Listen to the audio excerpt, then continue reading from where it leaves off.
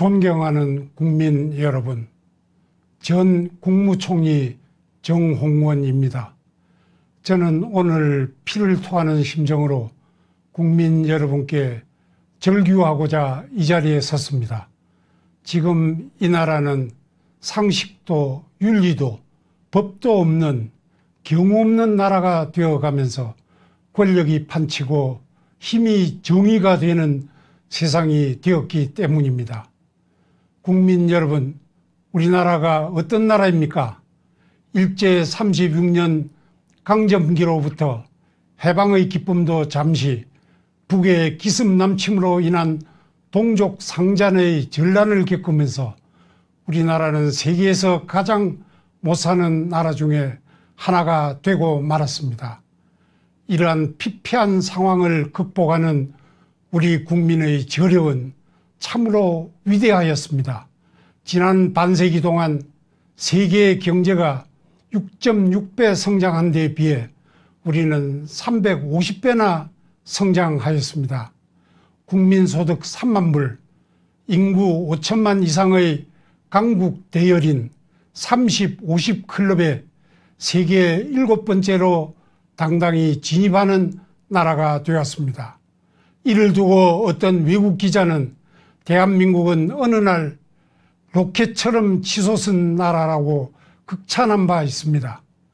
제가 총리 재임 시 아제르바이잔을 방문했을 때 그 나라 대통령은 자기 나라가 석유 생산으로 우선은 먹고 살만하지만 석유가 고갈된 이후의 롤 모델로 삼아야 할 나라는 바로 대한민국이라고 하면서 협력과 지원을 요청할 정도였습니다.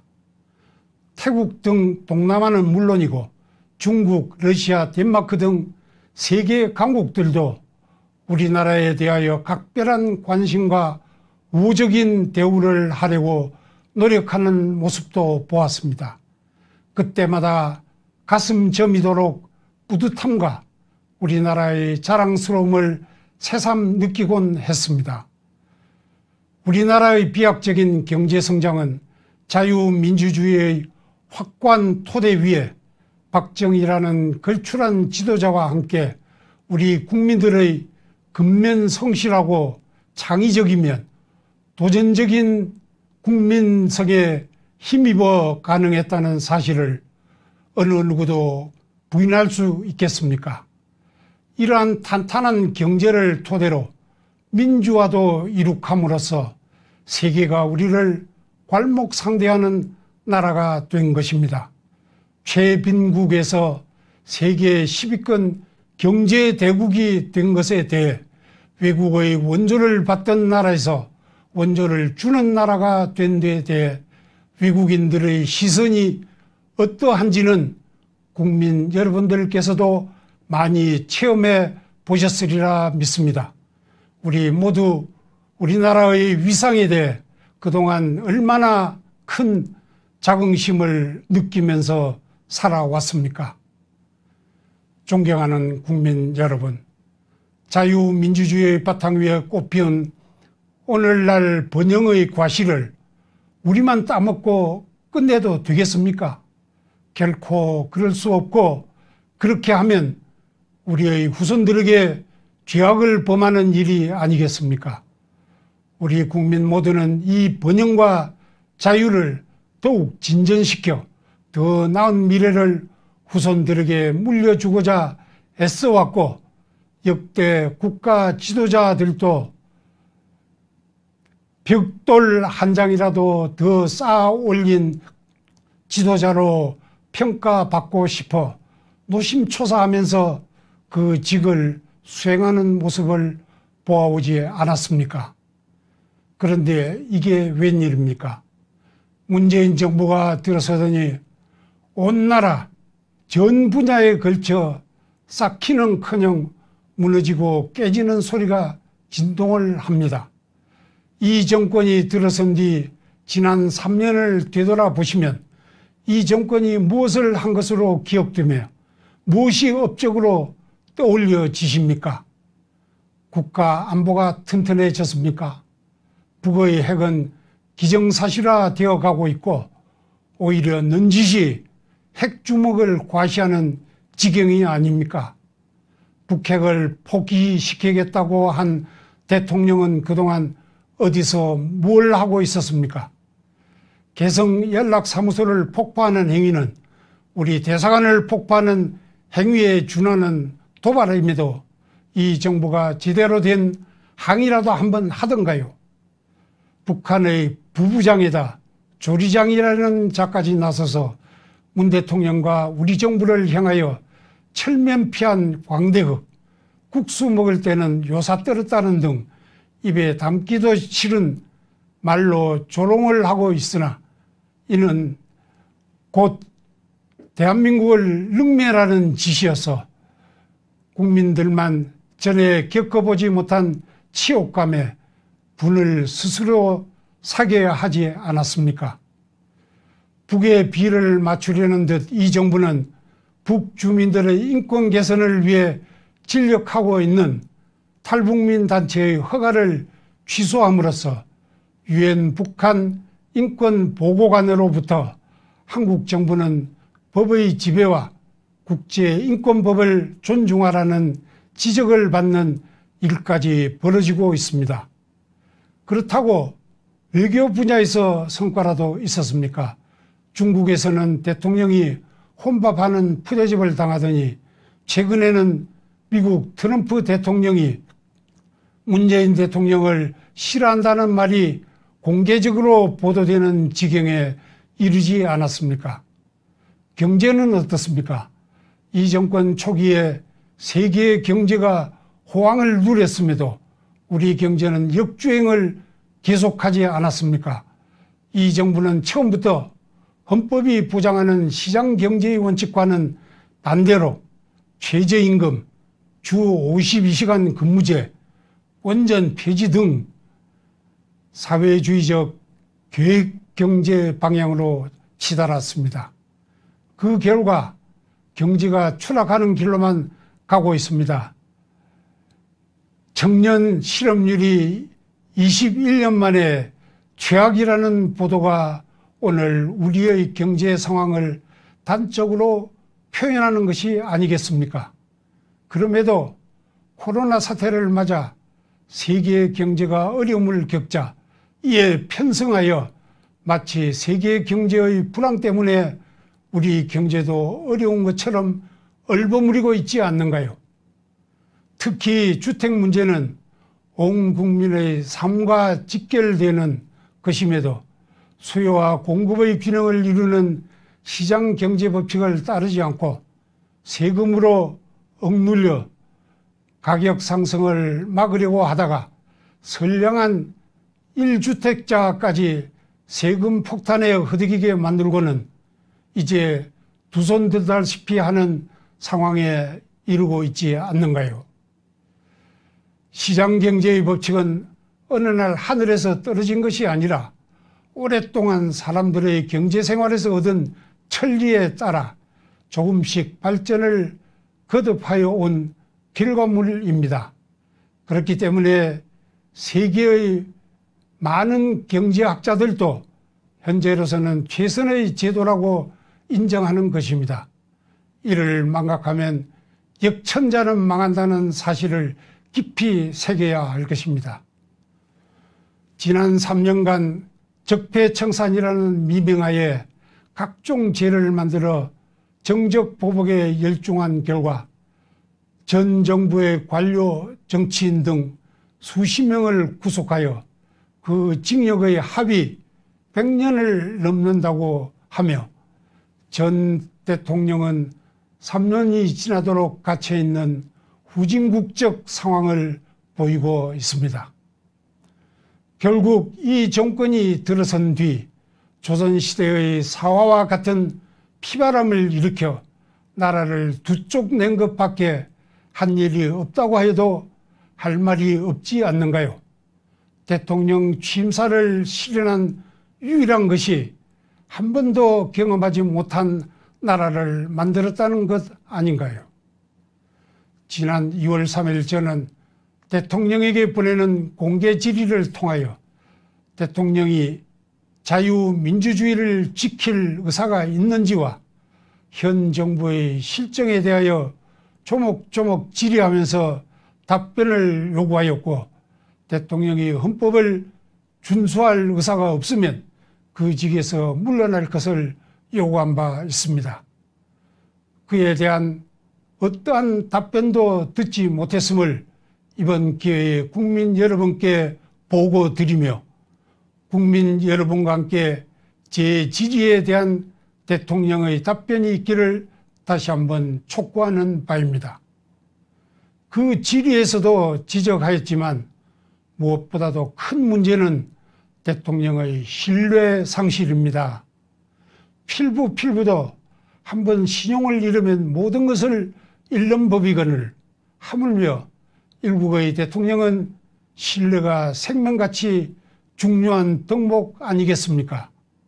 문재인 대통령은 취임사에서 오늘부터 저를 지지하지 않는 분도 진심으로 국민으로 섬기겠다, 분열의 정치를 바꾸겠다, 보수와 진보의 갈등이 끝나야 한다고 했습니다. 어느 누가 그 말에 귀를 기울이지 않을 수 있었으며 기대의 눈길을 보내지 않을 수 있었습니까? 그런데 실제는 그와 정반대의 길로 치닫고 있지 않습니까? 그뿐만 아니라 권력기관의 독립, 적세적소 인사, 기회평등, 과정공정, 결과 정의를 주창한 취임사 어느 구절도 그 길을 지향한 흔적이 없고 오히려 역행하고만 있으면 우리 모두 몸으로 느끼고 있는 사실이 아닌가요? 조국 전 장관을 비롯하여 현 정권에 몸담은 수많은 사람들의 이중적이고 철면피한 모습들을 필설로 다 표현할 수 없을 정도입니다. 그 어디에서도 공정과 정의를 찾을 수가 없습니다. 대통령이 검찰에 대하여 노골적으로 수사 지시를 하는가 하면 여당 주변 인사들이 검찰총장을 대놓고 위협하고 있으니 참으로 전대미문의 일들이 벌어지고 있습니다. 과거 우파 정부에서 이런 일이 벌어졌다면 지금 정권의 사람들이 무엇이라고 외쳤을지 지난날의 녹음을 들으면서 다시 한번 자문해 볼 것을 권고합니다. 윗사람이 예를 모르고 아랫사람이 배움이 없으면 나라를 해치는 백성이 날마다 일어나게 되어 나라가 위태롭게 된다고 한 맹자의 말씀이나 윗물이 맑아야 아랫물이 맑다는 격언처럼 대통령이 시건을 하면 온 나라의 법도 윤리도 상식도 없는 경우 없는 사회가 되어버릴 수밖에 없는 일입니다. 여성의 인권을 주창하던 자가 여성을 성추행하고 위안부의 인권을 외치던 자가 위안부를 사리사욕에 이용하며 반미를 외치던 자가 자녀는 미국 유학을 보내는 이런 구역질 나는 위선을 언제까지 보고만 있어야 합니까? 문재인 대통령은 이번 21대 국회 개원연설에서 공수처, 부동산 문제와 관련하여 협치를 강조하였습니다. 협치는 상대방을 인정하고 서로 양보하면서 타협하는 것이지 상대방을 무시하는 안하무인의 태도로 상대방만의 양보를 기대하는 것이 아닙니다. 그것은 협치가 아니라 독치이며 상대방의 맹종을 요구한 것에 다름 아닙니다.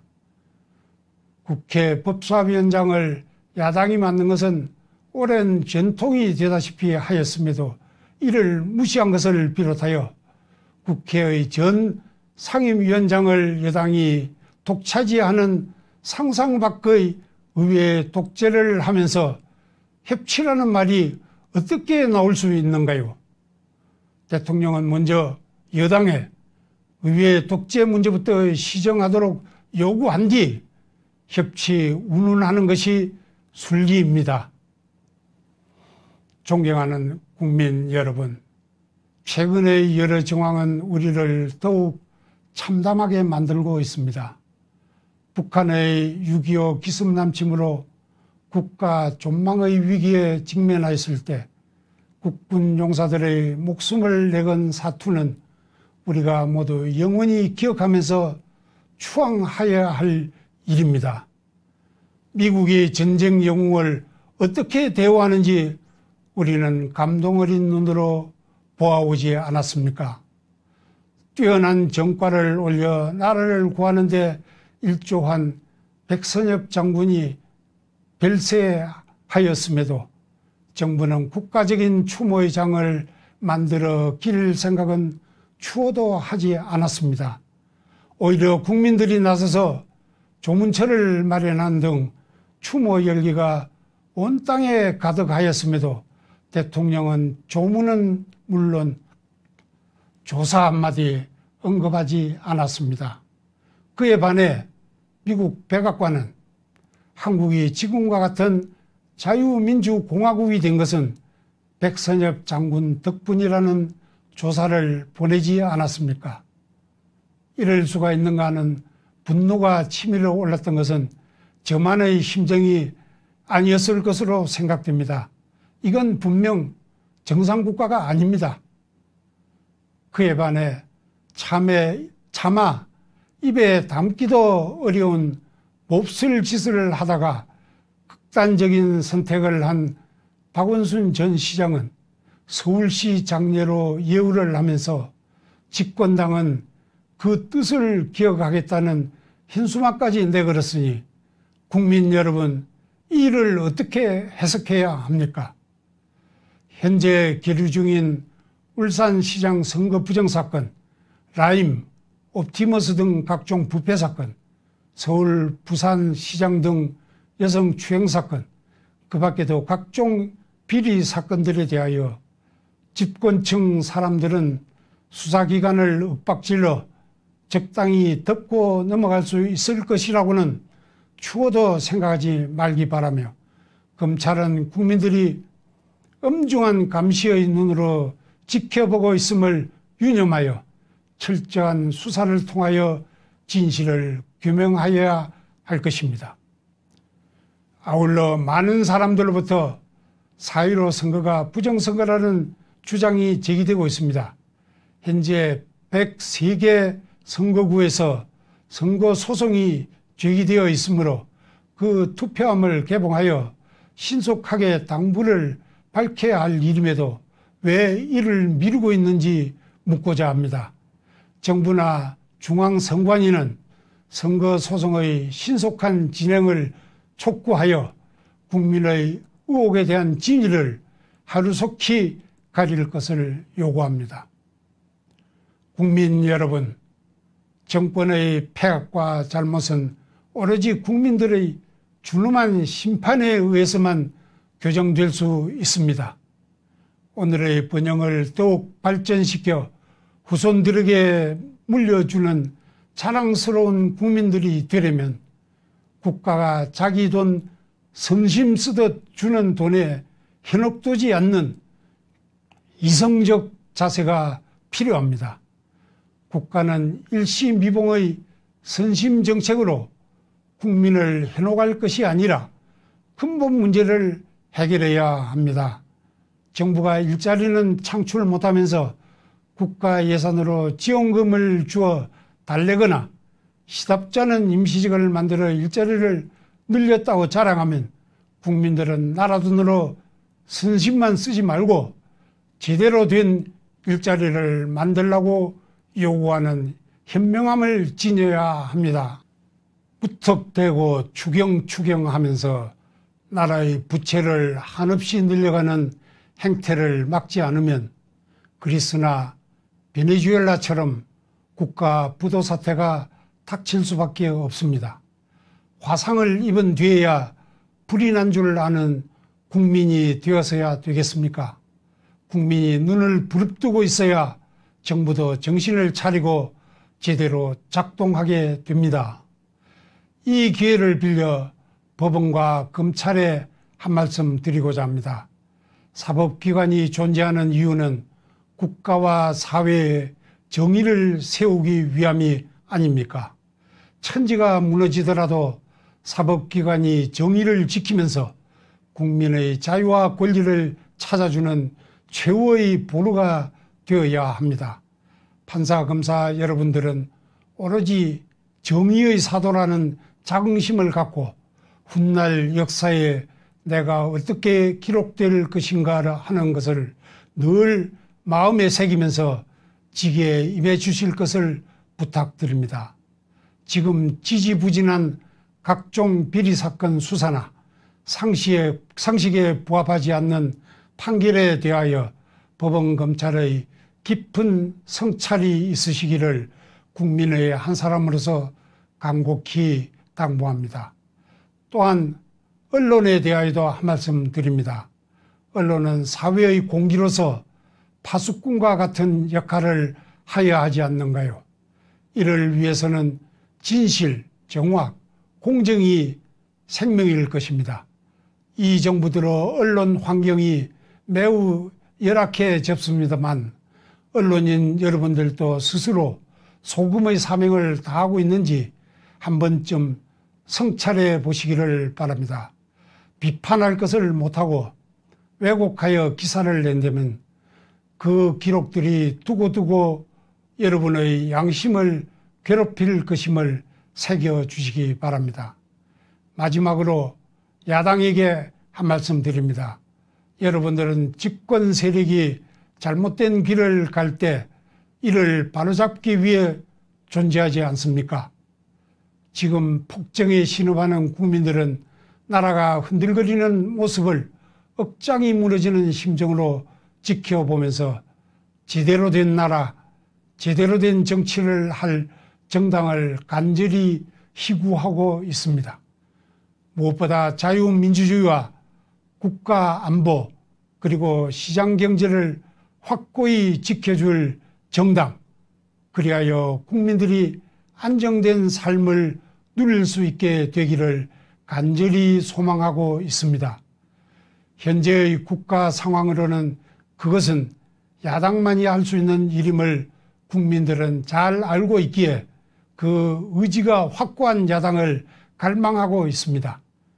그러나 지난 총선 과정에서 이 정권을 심판해야 한다는 국민들의 뜨거운 열망을 담아내기는커녕 공천 파동과 막말 시비에 허우적대다가 오히려 심판을 당하는 모습을 보면서 실망을 넘어 분노하는 국민들이 많다는 사실을 야당 인사들은 깊이 새겨야 할 것입니다. 국회의원 배지는 개인의 입신양명의 상징이 아니오 국민의 고의를 표현하는 것임을 명심하시기 바랍니다. 존경하는 국민 여러분, 우리는 할 수 있습니다. 아직까지는 배 12척이 남아있다고 한 이순신 장군의 말씀처럼 대한민국은 쓰러지지 않았습니다. 이제부터라도 국민들이 깨어나면 나라를 바로 세울 수 있습니다. 우리의 헌정질서를 무너뜨리고 민생을 파탄으로 이끄는 정권에 대하여 그것은 아니라는 확실한 목소리로 거부합시다.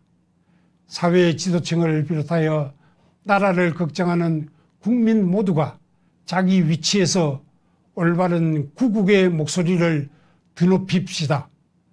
그리하여 우리 대한민국을 살려내고 반석 위에 올려놓은 뒤 후손들에게 물려줍시다.